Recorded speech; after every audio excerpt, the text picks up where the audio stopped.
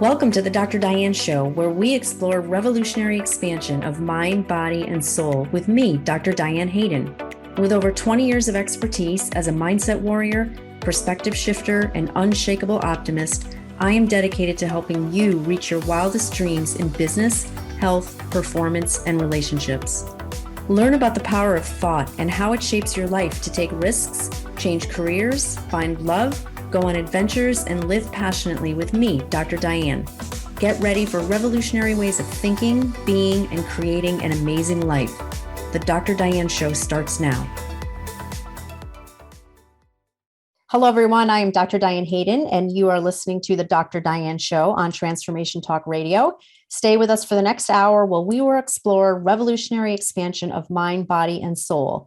Each time on the Dr. Diane Show, we have experts from around the country discussing cutting-edge topics on longevity medicine, natural health, mindset, and soul purpose to help you shift your perspective and become a mindset warrior like me. I'm excited to welcome today to my show, Ildi Varhelyi. She was born and raised in Hungary and moved to the United States 23 years ago and started working as a personal trainer for Boston's most prestigious health club.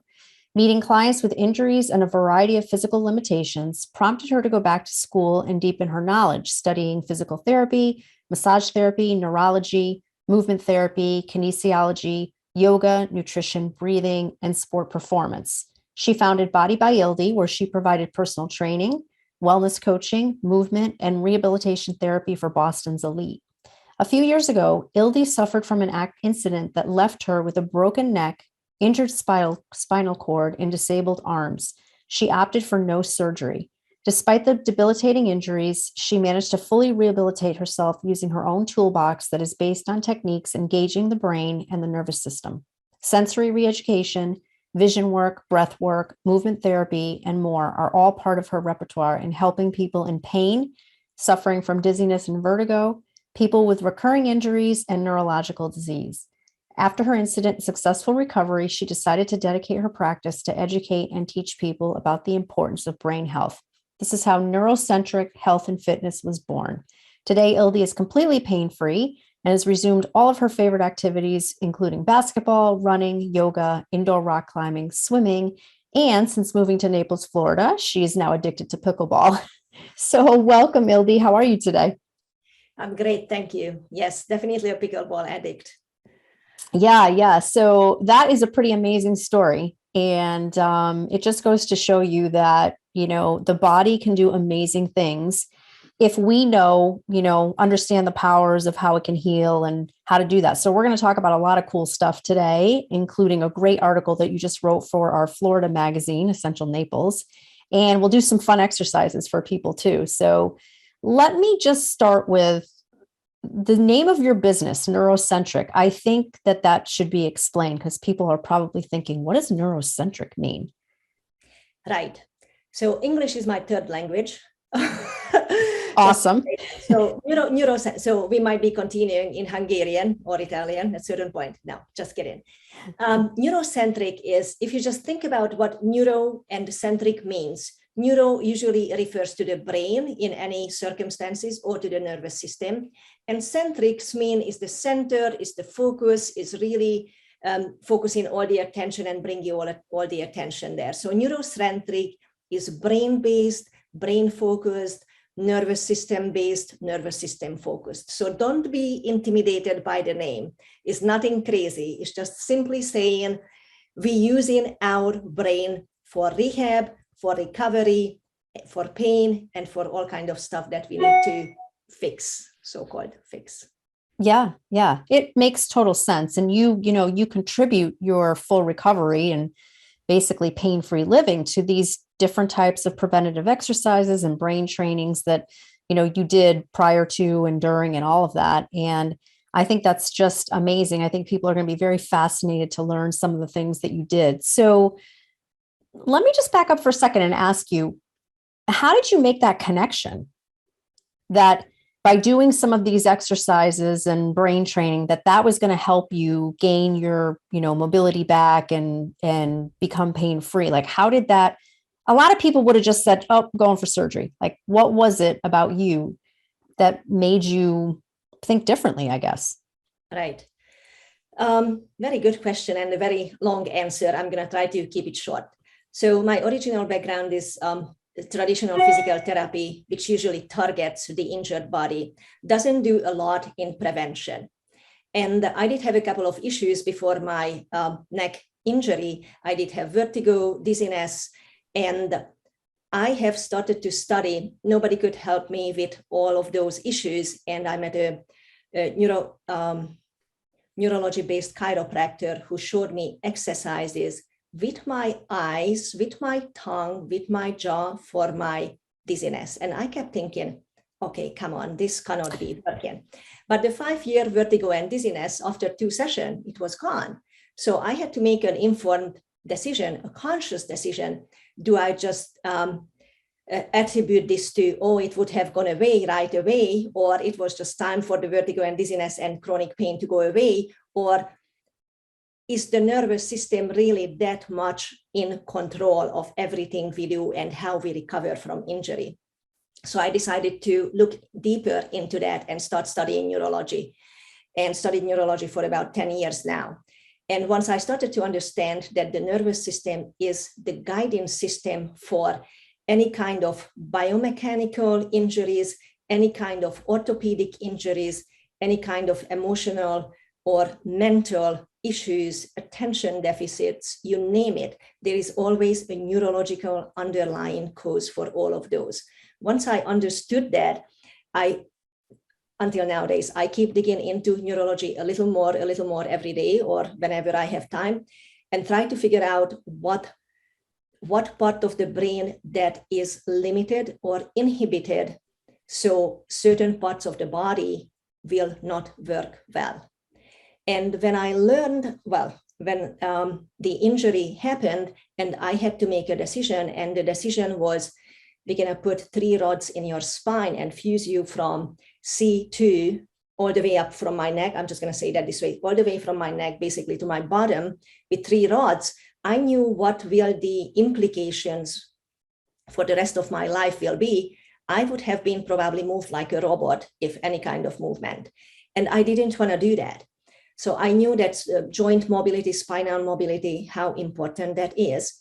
And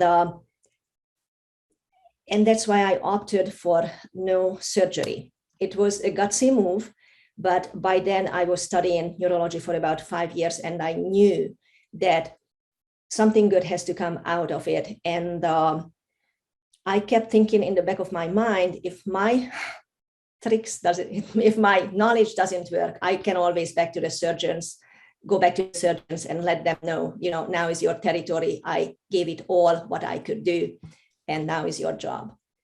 But Diane, the prevention is that I would like to emphasize. So as soon as I started studying neurology, I have already worked with my brain, a lot of visual work, a lot of inner ear work, breath work, sensory re-education. Not that I was preparing myself for anything like that, but boy, did it come handy. So I had a good brain, a well-functioning brain controlling the entire body well when this thing happened. Yeah.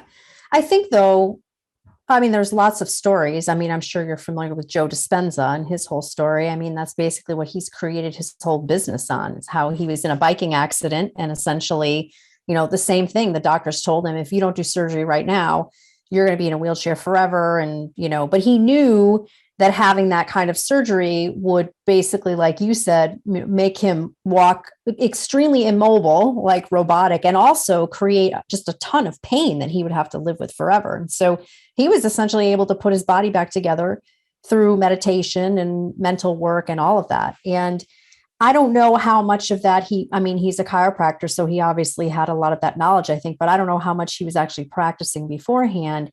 I think, yes, it set you up with a great foundation, but I don't know that it's like, let's say it happened to somebody who's not doing any of those things. I think the ability that our body has to heal, we have no concept and we don't tap into it. And I think that really anyone who had any kind of a, tragic injury like that there's the possibility to rehabilitate themselves without radical surgery like that. I truly believe, as you said, that the mindset is a decisive factor. Things can happen to all of us. The question is not if it happens, when it happens. So what kind of route we take? Are we deciding to be a victim or a victor? And that's, that will set up your recovery towards winning, if you will use that word, winning, or staying the victim for the rest of your life. And believe me, Diane, this, recovery from the injury, it wasn't every day a winning.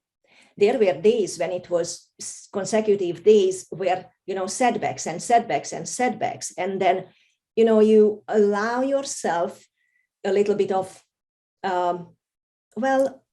pity party, if you right, all right, that didn't work. Let's rethink. What have I done in a way that my nervous system didn't like it? Because whatever we do, even if we just sitting here and looking at each other, our visual system is taking in or listening, if the folks out there are listening. So our voices, our auditory system is getting some kind of message from the nervous system, from their own nervous system and from our nervous system. So we basically connecting brain to brain, nervous system to nervous system. When I work hands-on with somebody and I touch their skin or move their muscles or tense the fascia or release the fascia, I'm talking to the nervous system. I'm not really talking to the body. Well, sorry, I'm not really talking to the, I'm talking more to the nervous system than talking to any other tissue, basically. Yeah, it makes sense. And it's, if you really think about it, or if you've studied any kind of, neurophysiology, you understand, how everything is so interconnected, and that all these systems are talking to each other, as well as you as a practitioner talking to the systems, for sure. So you wrote a fantastic article that's actually out right now in our Essential Naples magazine at essentialnaples.com called Fit Brain, Fit Body. It's in our winter issue, which is out right now. And basically, it's all about brain-based exercises and 6 pillars that you have for training the brain. So I want to get into a little bit about that article. And obviously, people can go to our website and read it in its entirety, or if you're in Naples, you can pick it up for sure. But let's talk about, I don't want to put more importance on any one than the other, but the things that I thought were really fascinating were 3 of the pillars: breath, the visual system, your eyes, and balance. So let's just talk about breath, because a lot of people are probably thinking breathing, like, well, I know I got to do it every day. I don't even think about it. But how does that help with pain management and anxiety? All right. So this is a very interesting, we could spend hours and hours, weeks on weeks on every kind of question or subject or suggestion in here, Diane. As a yoga teacher, I've been taught about 500 different types of breathing techniques. And whenever I start talking to people about breathing, they're like, I know, I breathe and I've done yoga. I'm doing all of that. And after all these years of studying how the breath actually affects the nervous system, which we keep going back to the nervous system and the brain, what I have learned is that whenever we take a breath through the mouth, we engage the sympathetic nervous system, which is your flight or fight. When you're on the go, stress, no stopping. Now, that's okay. But whenever you engage that sympathetic nervous system, the flight or fight nervous system, what happens is that the blood acidity changes.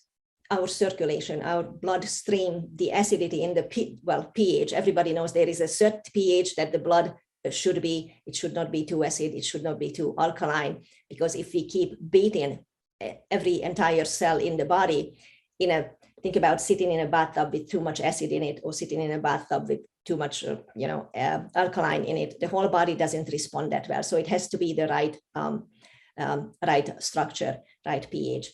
So when we breathe through the mouth, our blood becomes more acidic, and that will create muscle type. First of all, it will create some changes in the brain structure, in the physical structure of the brain, which will start making changes in all the glands and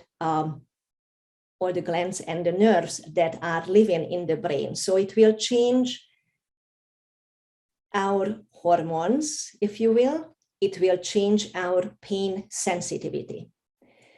The more acidic the blood is, the more increased we are, the more sensitive we are to pain. So even the little less discomfort is becoming a huge issue.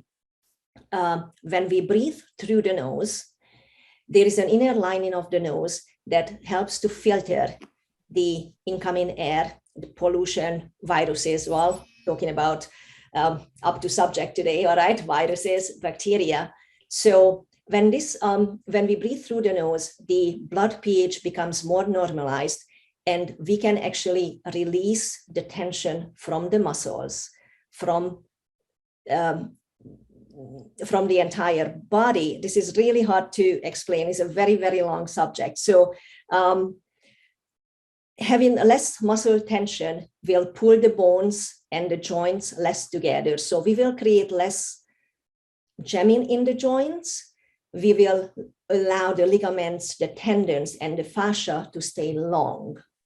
And when those are appropriate length, they will be less tension and less pain sensation. The little receptors called nociceptors, they will be not smushed within the other tissues. Right. That makes sense. That makes sense. We're gonna get into more of this. I'm excited about it. It's fascinating. You're listening to the Dr. Diane Show with me, Dr. Diane Hayden. We're gonna take a quick break. We'll be back soon.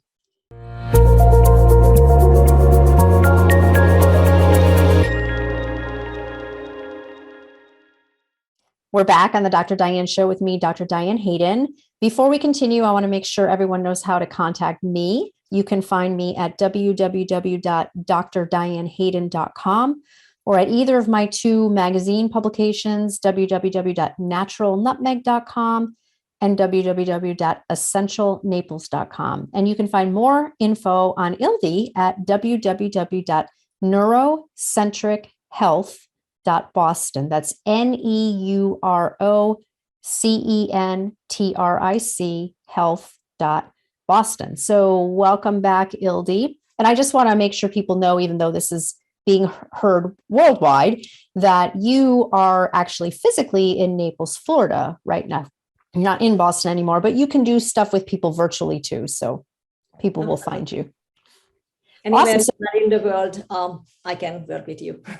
Perfect. So, and we're gonna demonstrate that today, actually, how you can do stuff virtually. So we were talking about the importance of nasal breathing through your nose versus your mouth. And as you were talking, I was thinking, this makes perfect sense, because when you're doing any kind of, if you think about like the fight or flight response, or if you're doing exercise, you're running, anything like that, you're always breathing through your mouth. And so it's natural to understand. And I think even if you're in times of stress or anxiety, you probably don't realize it. But I bet if many people were conscious of it, they probably would notice that they were breathing through their mouth and not their nose. And I've actually done exercises where if I was nervous about something or anxious about something, I would just stop and start taking slow breaths through my nose. And you notice right away that it is a completely different feeling. It like completely brings down the anxiety level when you focus on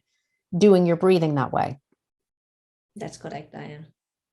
Awesome. So let's move to one of the other pillars that I find fascinating, and that's the importance of eye exercises. Okay. So the eye exercises are actually part of one of the pillars, which I call the sensory re-education for all our senses. Why am I really focused on the visual system is because there is a little bit of misconception out there. We go to the eye doctor and they tell us you have 20/20, so your vision is perfect. If you think about this, this has been a test created about 160 years ago by Dr. Snellen, who was an amazing doctor. But since then, our visual tests haven't been updated. And think about 160 years not having been updated.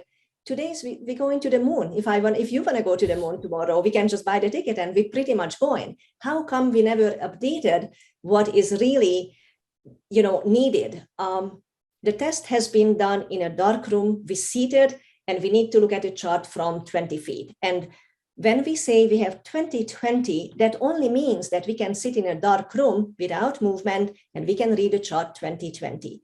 This does not translate to our ever-changing world. We go out to the environment, everything is moving 100 miles around us. We spinning, we going up and down, cars are coming, birds are coming, alligators coming in Naples, Florida. So you need to be able to react. We are in constant motion. The environment is in constant motion. If the eyes are good in a dark room and they can read why we stated, it doesn't really translate to our real life that the eyes can function and the visual system can function very well in constant motion. So that's one of the reasons I am very focused on the eyes. And what folks don't really know, that we actually don't see with the eyes, we see with the brain. The eyes are just like cameras taking pictures, and those pictures, this is very simplified, Diane, again, going through the optic nerve back to the visual cortex at the back of the brain, and the brain interprets that sensory incoming information and makes a picture, hopefully just one. Sometimes folks have double vision. That's actually an issue between the two eyes. They're not working in sync. Whenever we move the eyeballs around, we activate 80% of the entire brain. Now, if I just repeat that sentence one more time, what other activity could evolve 80% of the entire cortex, the entire brain? Not a lot of them. Not even movement does 80% of excitement or engagement for the entire brain. So whatever problem we have with our attention, focus, balance, how we feel, how we move, how we balance, do we have vertigo? We have recurring injuries that come back even after a replaced knee or replaced hips, because the eyes, the visual system has never been reset, and the brain works through the same pathways as it used to before the injuries or before the problems. So even just you sit and roll your eyes around, which is very, very simple. We think about eye exercises. Oh my gosh, I have to dress up for it, put my sneakers on, go to the gym and do it. No, you're sitting on the toilet and roll your eyes. You already activating 80% of your entire cortex. Blinking, just regular conscious blinking. We don't blink. By the time we get to 50, we all have dry eyes because we never consciously blink more than, maybe 2 or 3 times a day. Oh my gosh. So really simple things. Brain training is very simple. If you think about how babies develop once they're born and they go through all these little different things that they do, we should keep doing some of that stuff so we can maintain the ability to keep the nervous system healthy and growing instead of declining. Right. So let's do a quick demo. Like, let's show us an exercise. So with eye exercises that anybody could do. Okay. All right. So let's say, would you like to be my partner in this one, Diane? Sure. All right. So let's say that you woke up with a stiff neck. All right. And you blame the I actually do, because I lifted weights yesterday. So this is perfect. That's my motivation to get you to do the exercise. I see. That's why I'm on the show. Got it. All right. So we're going to do something really simple. Before we have to know if the exercise works or not. So whenever I make people do anything, first I ask them to do an assessment, then we'll do the exercise, and then we have to reassess. If the reassessment is not better than the assessment, doesn't mean the exercise was wrong. It might just have been too much for the nervous system, or I have asked you to do too many repetitions. So don't be alarmed. If this thing doesn't work, we can fix it after the show. We just give a different, little different dimension to it, but let's try. So look straight ahead, keep your neck nice and long, and turn your head to the right without feeling any muscle tension. So just go as far as you can. Take your eyes, your head, your nose to the right. Take your eyes as well. Notice how far you can see. Make sure that the neck is not feeling tight. Come back to the center and turn your head to the right, left, the other side. Yep. Notice how far you can see, and then come back. Well done. Now I'm going to hold a tiny chart in here. I hope you can see it. It is a figure 8. Can you see that, Diane? Mm-hmm. Yep. Okay. So what I'd like you to do is, I'd like you to keep your nose pointed to the smiley face right in the middle. Got it? Okay. All right. With your eyes, without moving your head, trace the figure. Well, this is an infinity sign, sorry. So with your eyes, trace the infinity sign. Start in one direction, go all the way through the loop. And then once you get back, you did the full infinity sign, just with the eyes, no head movement, no neck movement. Okay. So people can't see me doing this, but I am tracing it with my eyes. How many times do I need to do that? Just one in one direction and then go the opposite direction. Okay. Release the muscle, the facial muscles. Try to release the jaw, no grinding, just the eyes. Slowly moving in a smooth, wavy, just following the infinity sign. Okay. Make sure that you breathe. Okay, done? Mm-hmm. All right, now look straight ahead and turn your head to the right again, as we did before. So we kind of reassessing. What does that feel like? You think you looking further or you looking less? A little bit. I noticed actually that I had more tension on this side. Okay, so let's turn the head to the left. Okay, now that is much further. Yeah. I don't know if people can, I mean, it seems like you could see that. I can.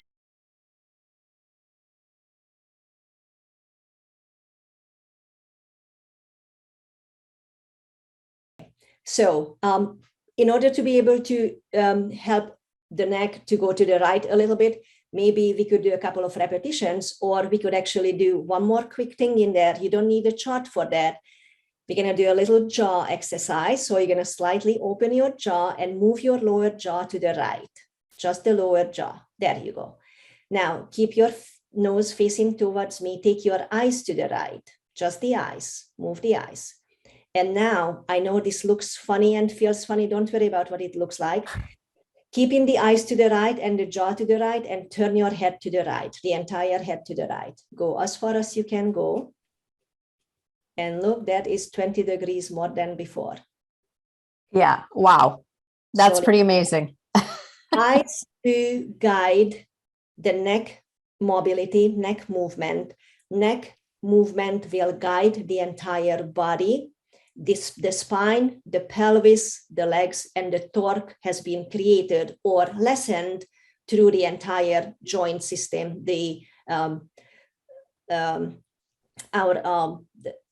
through the bones, through the skeletal system. Yeah. So I have to let our listeners and viewers in on a little secret. We've done these exercises before.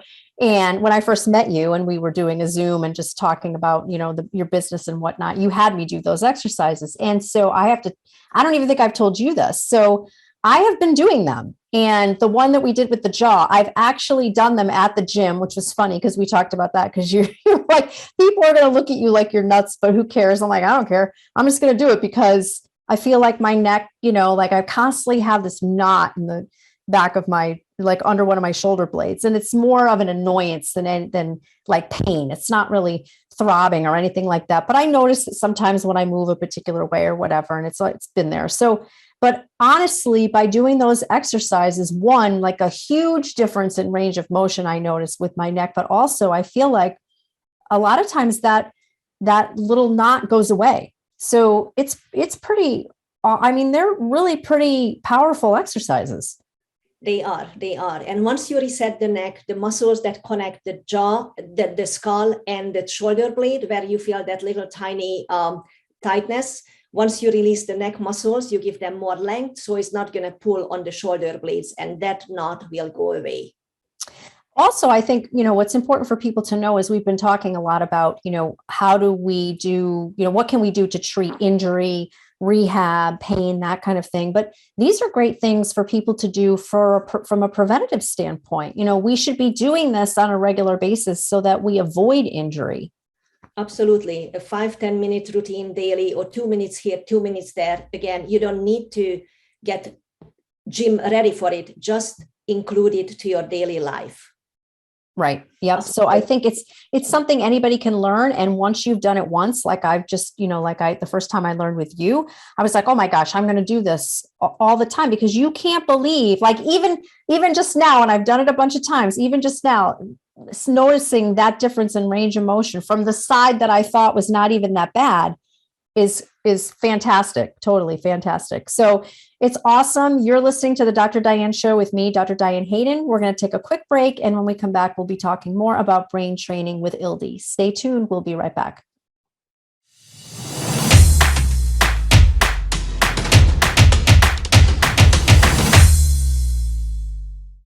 We're back on the Dr. Diane Show with me, Dr. Diane Hayden. I am talking today with Ildi Varhelyi of NeuroCentric Health and Fitness. You can find her at www.neurocentrichealth.boston. That's NeuroCentric health.boston. She also has some great brain training videos on her YouTube channel. If you just Google NeuroCentric on YouTube, you'll find some great brain training videos. And also, if you are watching this, we have a URL that you can find here, and also when this is posted on YouTube, where you can download free brain training exercises. So welcome back, Ildi.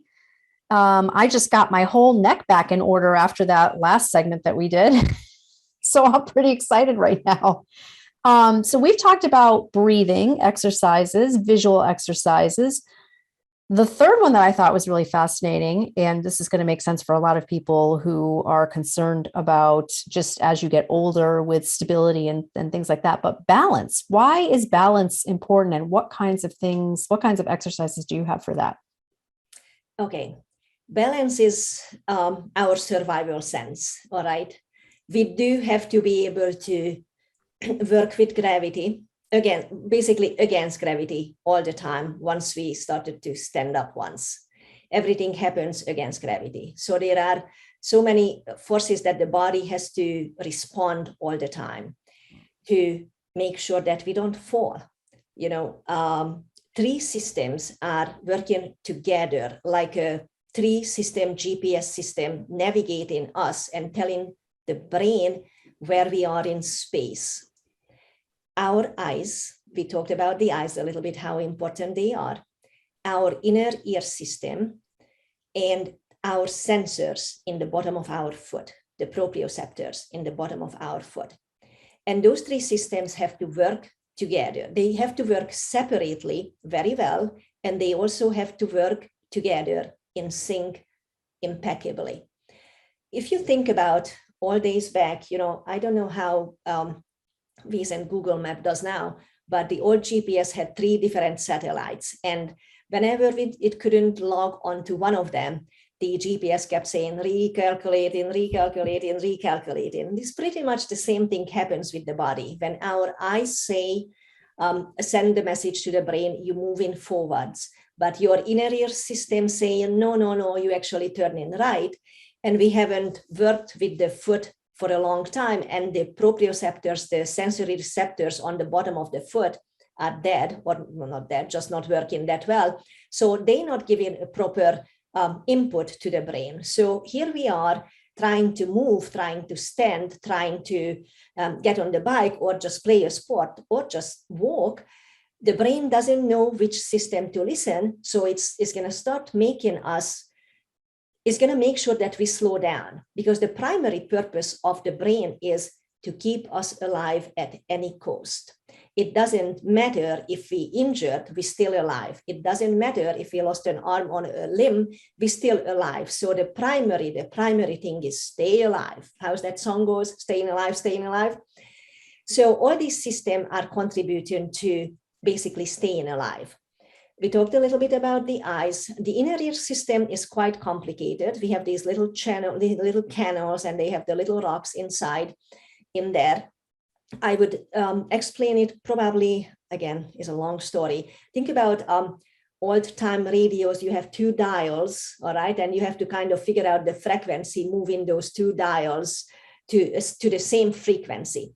So this happens in the inner ear as well.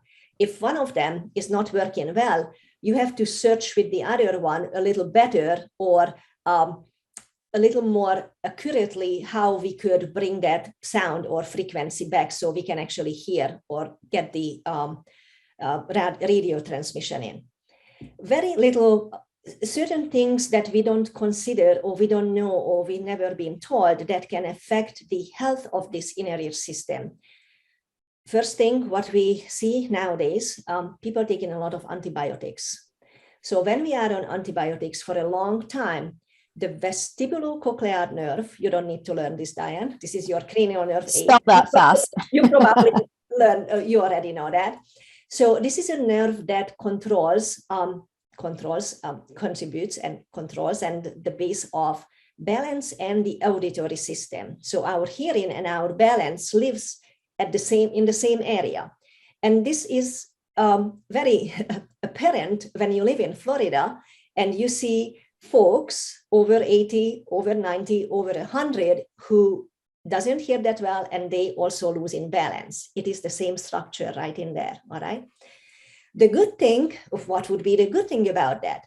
So helping the balance system other than eyes and foot, which we're gonna be doing a little bit of foot exercise in here maybe, that we could listen and engage the auditory system to help the balancing system, and vice versa. We could help the auditory system hearing better by doing balancing exercises. And now people probably rolling their eyes, which is very good because they're doing their eye exercises already, but they're like, I have never heard that before. Well, think about where were you about 3 years ago with 5 years ago with your iPhone or with your IT skills. If we never heard about things, it doesn't mean that they are not there, all right? And neuroscience is growing and the researches are coming in and we know more and more about the brain. Unfortunately, when we realize that we know more about the brain, we also realize that we know less. We don't know that much. True. So we still need to learn even more. And depending on how deep you're gonna dig into this hole, this is where I am in the hole, just keep digging deeper and deeper. Long story short, the proprioceptive system, the bottom of the foot, that is our base to our connection to the ground, which is a solid ground. And you see people, folks in the gym, bouncing on a BOSU or trying to do balance exercises on an air pad or something, which is really great. But if you think about, we usually have a constant contact to the ground, all right? And the ground is not really moving. So we should be able to do balance exercises with a contact on the ground with our feet, with our hopefully barefoot. Because I was just going to say, should you be barefoot? Because I feel like in today's day and age, no one is barefoot anymore. Like unless you go to the beach, yes. Then I see people on, they're on the beach with sneakers or their flip-flops or whatever. There's no, we could do a whole nother show on grounding techniques and, the electromagnetic frequencies of the earth and absorbing all that and why you need to be barefoot more. But from this perspective of just, from a balance standpoint, no one's barefoot anymore. It's just crazy. And I never really thought about the impact of that as far as things like balance and yes. all of that. So think about we were born barefoot, and think about when you have a baby and you're trying to put socks on the kid's foot or the first shoes. They not having it because the brain knows that those little receptors in their foot, they want to touch the earth. They want to know how we can connect to the earth.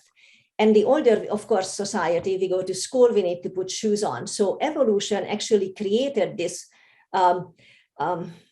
started hindering our ability in the proprioceptors in the foot to maintain that connection to the earth.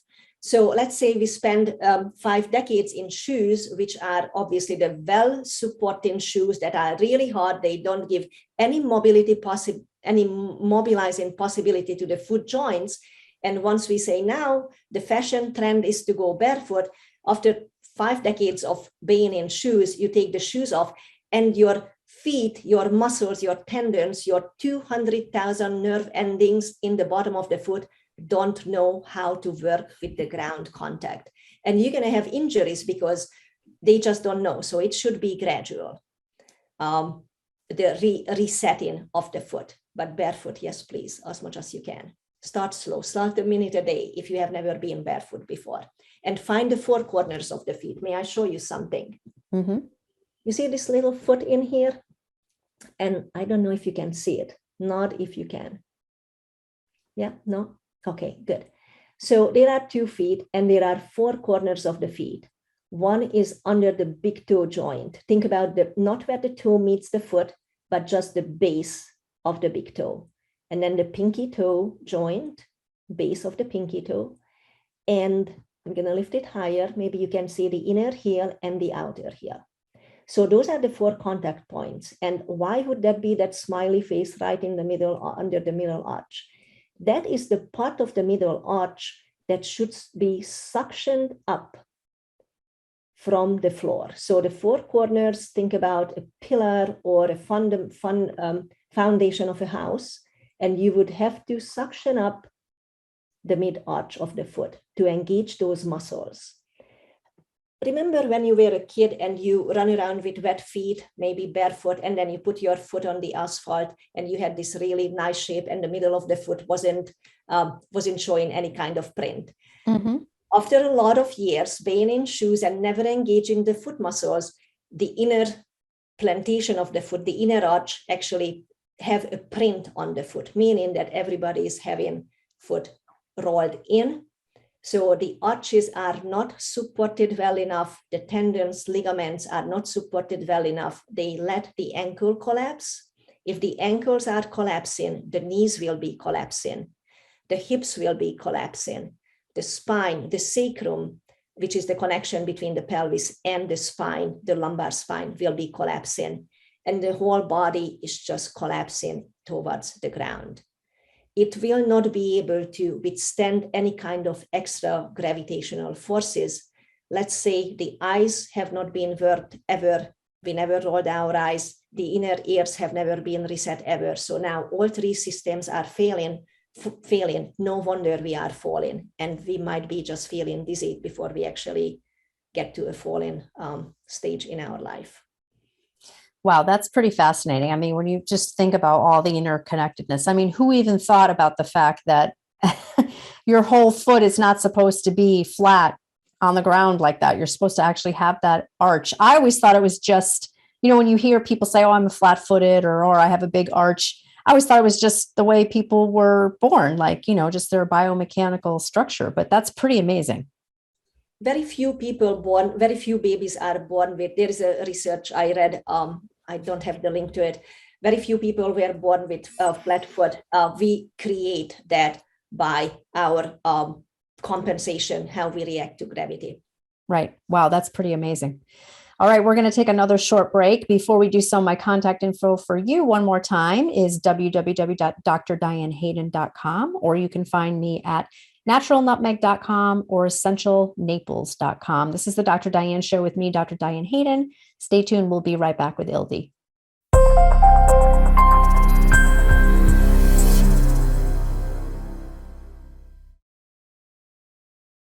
We're back on the Dr. Diane Show with me, Dr. Diane Hayden. I'm talking today to Ildi Varhelyi of NeuroCentric Health and Fitness. Her website is www.neurocentrichealth.boston. That's NeuroCentric health.boston. And currently, Ildi is residing in Naples. But as you've been listening and watching, some of these exercises she's been teaching us, obviously you can do virtually, you can do from anywhere. So she's just a huge resource. Please reach out to her and learn more. So I thought with the last few minutes that we have for the show today, that you could tell us a little bit about some different clients that you've worked with, what kinds of issues people typically come to you with, and how you've been able to help people. Okay. I get people from all different walks of life. That would be really hard to narrow it down, but a couple of very particular cases. Since I did have vertigo myself, and dizziness, I do work with a lot of people. When you say that you get rid of your vertigo, you got rid of your vertigo, you got rid of your dizziness, and you teach people, people kind of tend to gravitate towards you because you understand the issue and you understand the limitations, what you cannot do and cannot have, or how your life is changes when you cannot move that well? Oh my gosh, I've had vertigo, and luckily I have had some really great holistic practitioners that have helped me, because I'm not a drug person and I don't want to go on drugs, and a lot of people don't. But I can tell, I mean, it's really debilitating. And a lot of times people just can't solve it, and it keeps recurring and all that. So that's got to be a huge issue that, if, how you help people with, I think is really powerful. Yes. At any age, dizziness can be really debilitating. Not only with the physical movement, but when you're dizzy, your mood is kind of changing. You're not going to be that cheery all the time. You're actually afraid of movement or any kind of activity, and that's going to start diminishing your movement box. It's going to start withdrawing you from other people. Company, light and noise will be bothering you if your inner ears and eyes are not working that well. So you're basically giving up your social activities as well. I usually go and make sure that people have checked the eyes, so the regular eye exams and the regular ear exams are done, because I am not a doctor and I don't have the ability to do that. What I could do is, even via a camera or Zoom, I could check some of the little eye exercises. I could check the eye movement and see if the eyes are working together. That would be the first thing, because if one eye is working differently than the other eye, the brain is already confused with the two different pictures that is coming in from the outside environment. So we need to make sure that none of the eyes are suppressed. They need to work in sync together. And then we would check the vestibular system, the spatial sense, basically, and we would make sure that that works well with the eye system. So I would ask you to, stand on your feet, look in something, and maybe turn your head in a certain direction, bring your feet closer to each other, or move the head in a different direction with your eyes steady, and just keep moving the head. So that would be on a particular, everybody's nervous system is different, and everybody could have a different issue. So I have little exercises, a little assessment that could give me the opportunity to tell you where to go with that.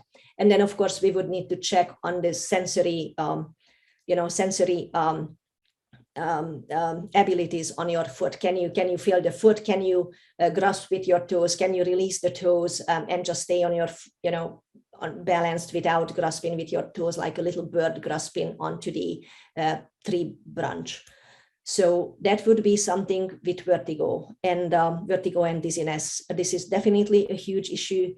Kids when the visual and the vestibular system doesn't work very well, they cannot sit still. So they in a constant move in the classroom. And sometimes that get misdiagnosed, if you will, for some kind of ADD or ADHD, and they get on medications. And the medications, we all know, is chemicals. And that creates a different change in their brain structure. So it would be really good before put them on medication. Sometimes is needed, but just to exclude all the other options, just to make sure that everything is covered and is not the eyes, the ears, the systems not working together. Yeah, that would be something with. It's just fascinating to me. I mean, literally from children to 100-year-olds, you can, you work with all these different types of populations and everything. Gosh, we've talked about vertigo and, dizziness, balance, pain management, prevention of falls, neurological issue. I mean, like it seems like there's nothing you can't help with these simple exercises. I mean, simple breathing exercises, visual exercises, balance. And there's, there's 3 more pillars that we didn't even get to talk about today. But if people go to essentialnaples.com and look for your article in the winter issue, Fit Brain, Fit Body, you go through all of the different pillars for sure. Just quickly, what are the other 3? Well, we have to talk about nutrition, which I would usually just say, you can't out exercise bad nutrition. Right. So we need to be honest with ourselves a little bit. Sleep is recovery. If we don't get good quality and good quantity sleep, our immune system is not going to work well. It's going to be in a constant diminished function, memory, learning, not just for kids, but also for adults. People tend to later in life, we tend to lose memory. Well, sleep has a lot to do with that. Sleep has a lot to do with managing weight, not just nutrition. So when we don't sleep well, our metabolism is affected. So that is not going to go well. All right. So we had mindfulness, breath, movement, sleep, sensory re-education, and nutrition. These are the 6 pillars. Yep. And it's simple things. I mean, really, really, really simple things. I mean, from the simple eye exercises to just common sense type things. And it's, even if people just took one of those areas, one of those pillars a month to work on, it would be a huge improvement, Absolutely. Well, thank you so much for all this awesome information. Again, this is Ildi from NeuroCentric Health and Fitness. Her website is www.neurocentrichealth.boston. The URLs to get your free brain training exercises are posted here and on our YouTube channel. I want to thank everybody for tuning into the Dr. Diane Show. Please join me the first and third Thursdays at 11 a.m. Eastern, 8 a.m. Pacific. Next time on the Dr. Diane Show, we'll be discussing more about the power of thoughts and beliefs and the impact they have on your life. Thank you so much, Ildi. Thank you, Diane. And I hope everybody has a great week. We'll see you back here next time. Thank you for tuning into the Dr. Diane Show, revolutionary expansion of mind, body, and soul with me, Dr. Diane Hayden. Tune in every Thursday at 8 a.m. Pacific, 11 a.m. Eastern on transformationtalkradio.com.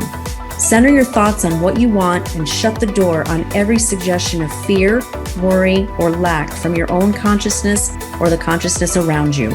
Once you master that, everything is possible. To learn more about me, Dr. Diane, and receive a free digital subscription of my magazine, visit naturalnutmeg.com.